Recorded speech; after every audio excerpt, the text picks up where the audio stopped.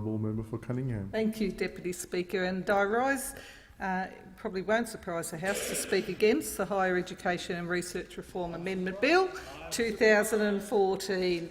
And I have to say to the previous speaker, the member for Mallee, when he said that he's concerned that people are being frightened by the sorts of money that are being talked about by the opposition, and he said they have no reason to be, I would very much caution him about going out to his electorate making assurances that people won't be facing the potential cost of university in those sorts of figures, because the very point of deregulating is that you cannot make those guarantees, you cannot make those commitments to the electorate, and that's exactly the concern that the opposition have.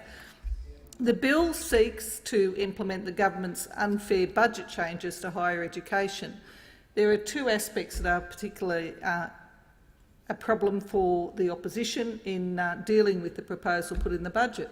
The first was, yes, this is massive change and reform in the higher education sector, and there's been no lead up to it whatsoever. There was nothing about these proposals before the election. There was no conversation with the community more broadly about what the government was proposing to do in the university sector. For a government that, in opposition, regularly scaremongered about what reforms meant and how they should appropriately be introduced, this government is completely contradicting every benchmark that it's set for any government in this place. It did not put the reforms before the population before the election. It did not engage in an extended and detailed conversation with the community about them. 1 year ago, in fact, before the election, the Prime Minister, the then opposition leader, actually promised the Australian people there would be no cuts to education. To quote his own words, he said, "I want to give people this absolute assurance, no cuts to education, no cuts to health, no changes to pensions and no changes to the GST." I acknowledge the last point might be a contentious one for those opposite today. The Liberal Party policy document was Real Solutions. What did it say? We will ensure the continuation of the current arrangements of university funding.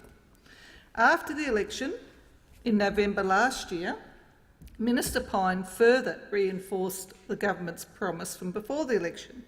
He said, "We want university students to make their contribution, but we're not going to raise fees."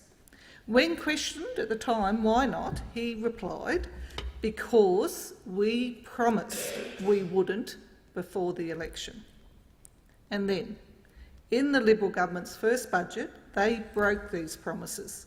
It was a triple whammy of higher education changes.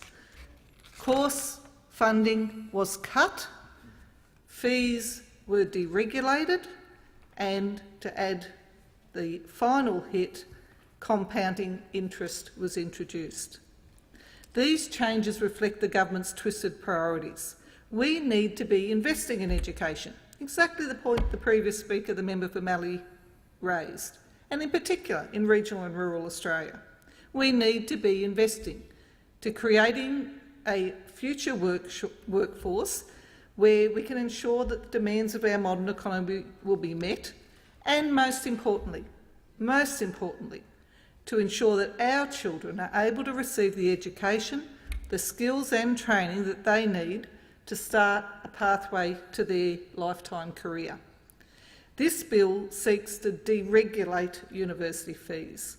So, as I said, the previous speaker and many of those on the other side cannot, despite their claims to the contrary, make any guarantees about what will happen with university fees.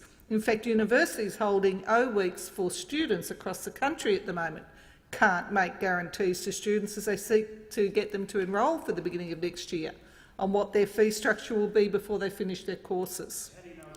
This is based on, the member asked, how do I know it's going to be $100,000? Well, let me take the member through that.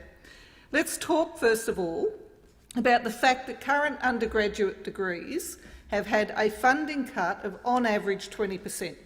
So at the moment, what the Commonwealth funds for the cost of running a course has been cut on average 20%. The figures produced by University Australia indicates that some of those will be up to 67%. 67%. If the member has any evidence, I'm sure he's about to speak after me. If the member has any evidence at all that courses will go down in cost, I'm waiting breathlessly to hear it, because we've challenged those on the other side to give us one piece of evidence, one piece of international research, one piece of domestic research that says that the cost of university courses will either go down or indeed even stay the same. And they've produced no evidence. We have relied on the work that's being done by people like Universities Australia. The member laughs at them. The member laughs at them. Universities Australia have produced research on what the impacts will be.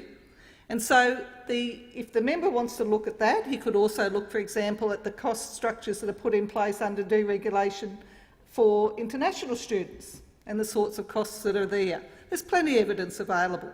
So currently at the moment, what the government proposes, first of all, is to decrease the amount that the Commonwealth pays towards the costs of courses.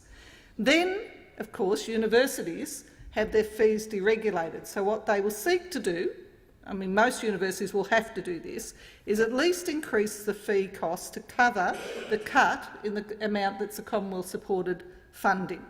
So for students that are looking at those courses, their share will increase at minimum, by the amount that the Commonwealth funding for that course has been cut, so that universities are not actually going backwards. Then, of course, the government touts its Commonwealth Scholarships program. Well, how are they funded? It's not Commonwealth government money. What actually happens is universities, once they've covered the cost of the cut to the subsidy for the course, can then charge whatever they like.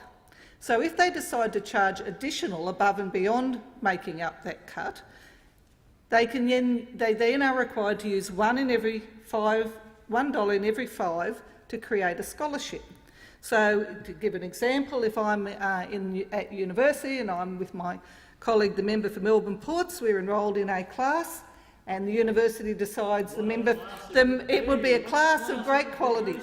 And the member for Melbourne Ports could be paying his fees, and the university would think, well, we'll charge an extra 20%, the member for Melbourne Ports, and that poor old member for Cunningham will be charitable to her and we'll give her one of these Commonwealth scholarships.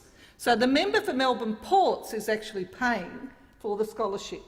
The reality for students is that those who are paying additional cost for their course will be funding the scholarship of people sitting in classrooms with them who've got the scholarships. So let's be honest, this is not a Commonwealth scholarship. This is students funding colleague students by increased costs for their education in the first place. That's what's going on here. Then, of course, we add to the deregulation the introduction of interest that compounds over time, and there has been much information produced to show that that particularly impacts on women who take breaks from the workforce. But I also want to point out that it's going to impact also on those who will get professional qualifications who may want to work in the more charitable-based sectors of our economy. So I'm talking about people like doctors who might want to go and work for some of the Indigenous health services, lawyers who might want to do community-based legal work where they're getting a much lower income. Now, at the moment, they probably still earn enough to pay their HEC, to be required to pay their HECs back, but we'll be paying it back at a much lower rate because they're earning much lower incomes. The real pressure is going to be on them to say, well, you know, I've got this debt and it's actually accumulating compound interest. And so can I really afford to take time out in my earning life to do the sorts of work that's going to earn me a very low income, when the cost of that will be that I'll actually be accumulating interest on my debt at a faster rate than if I took a high-paying, more lucrative job. So it's not only for women who will take a period of time out of the workforce that this pressure of this accumulating interest will impact, it will also be for what I would hope we'd all want to encourage, people who have high-level professional qualifications to do what would be more low-paid community-based work. And so I think there are some real inequities and some real unfairness in the way that this bill will impact on people. The other point that I just want to draw to the House's attention is that it will have also a particular and significant impact on universities from regional and rural Australia. It's certainly the case that in a university like in my own area, the University of Wollongong is looking at a significant cut. The amount that they're going to have potentially reduced is around $98 million over the period of this particular reform. Of course, the only reality for a university like Wollongong, which is in an area with high youth unemployment, and in fact I have to say is a university that a lot of young people from regional and rural New South Wales attend. I regularly go over and meet with the student body over there, and there's young people from all around New South Wales come into Wollongong University. And so the reality for the universities is that with the best will in the world, with universities who may well not want to have to put their fees up, they will not be able to avoid doing that. I'll just give one example, Deputy Speaker, too, and I think this is an important point for people to understand, that there's a retrospective aspect to what's in this bill. I was talking to a young lady I know recently. She graduated in 2008 from the University of Wollongong with a Bachelor of Arts in Human Geography and Sociology. And then she went to the University of Sydney and did a Masters in Public Policy. Her total HECS debt's approximately $35,000.